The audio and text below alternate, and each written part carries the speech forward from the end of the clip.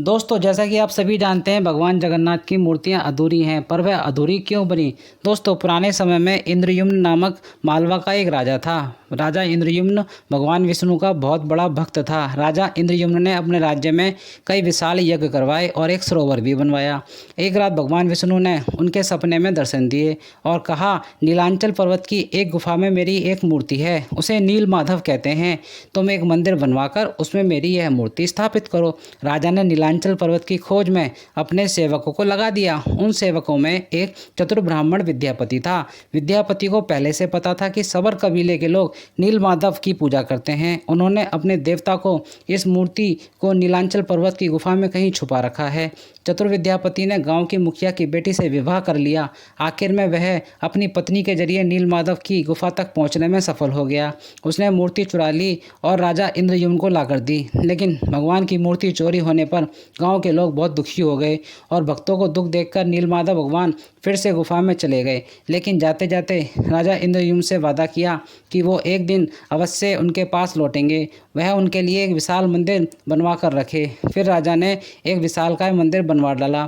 तब राजा ने भगवान विष्णु से वहाँ विराजमान होने की प्रार्थना की। भगवान ने कहा, मेरी मूर्ति बनाने के लिए समुद्र में एक लकड़ी का टुकड़ा तैर रहा है, उसे उठाकर लाओ। राजा के सेवक जब समुद्र में लकड़ी उठाने गए तो वह उनसे हिल भी नहीं पाई। तब राजा को समझ आ गया और उन्होंने तुरंत गांव के मुखिया को बुलाया और मुखिया ने अकेले ही लकड़ी उठाकर मंदिर तक पहुंचा दिया। अब बारी थी लकड़ी की मूर्ति तराशने की।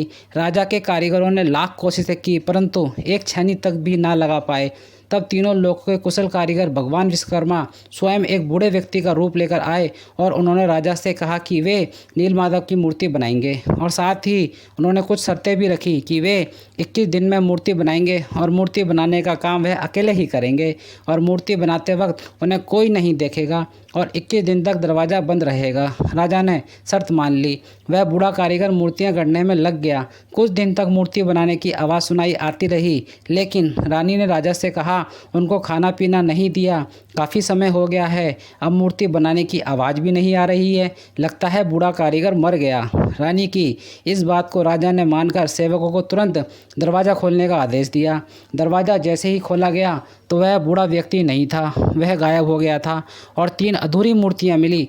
भगवान नीलमाधव और उनके भाई के छोटे हाथ बने थे लेकिन टांगे नहीं, जबकि सुभद्रा के हाथ एक पांव अधूरे ही थे। राजा ने भगवान की यह इच्छा मानकर इन्हीं अधूरी मूर्तियों को स्थापित कर दिया और आज भी तीनों भाई बहन इसी रूप में विद्यमान है।